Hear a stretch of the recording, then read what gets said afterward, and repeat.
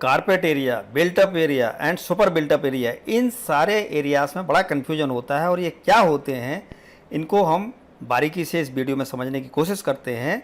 आशा है आपको ये वीडियो ज़रूर पसंद आएगा और लेकिन इसको अंत तक देखिएगा। CCA civil construction and engineering academy में आपका स्वागत है।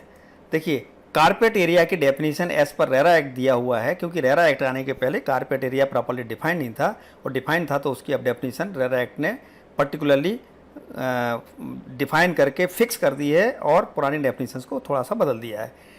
Means the net usable floor area of an apartment, यानी जिस फ्लोर एरिया पे जिसमें आप कारपेट बिछा सकते हो, यूज़ कर सकते हो, उस एरिया को कारपेट एरिया कहते हैं।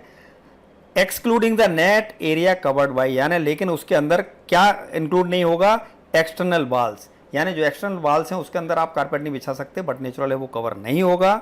और areas under service shaft, service shaft यानी जैसे आपके टॉयलेट के पाइप्स जा रहे हैं उसकी जो शाफ्ट होती है, या फिर और कोई जो है ना वेंटिलेशन शाफ्ट है, या दूसरी कोई भी शाफ्ट है, फायर की कोई शाफ्ट है, उन सब का एरिया आपके कारपेट एरिया में नहीं आएगा यदि आपके फ्लैट के अंदर है तो।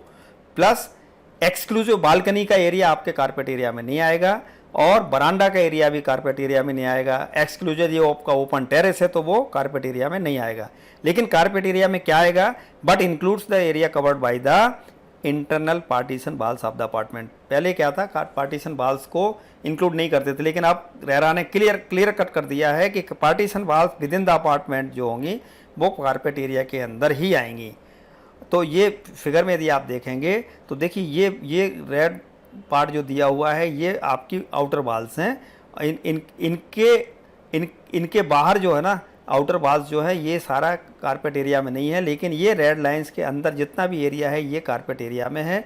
बालकनीज, ये बालकनी और ये बालकनी आपकी कारपेट एरिया में नहीं है। ये लिफ्ट कारपेट एरिया में नहीं है। ये लिफ्ट की ये सीढ़ी भी जो जीना है या स्टेयरकेस है ये भी कारपेट एरिया में इंक्लूड नहीं है।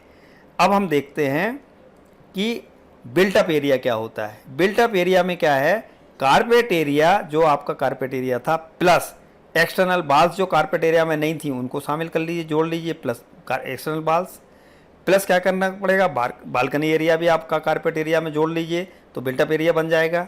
और क्या जोड़ना पड़ेगा, बरांडा का एरिया भी जोड़ दीजिए, और एक्सक्लूसिव ओपन टेरेस का जो एरिया था, ये सारी चीज़ जो आपने एक्सक्लूड की थी कारपेट एरिया में से, ये सारा आपका बिल्टअप एरिया कहलाएगा।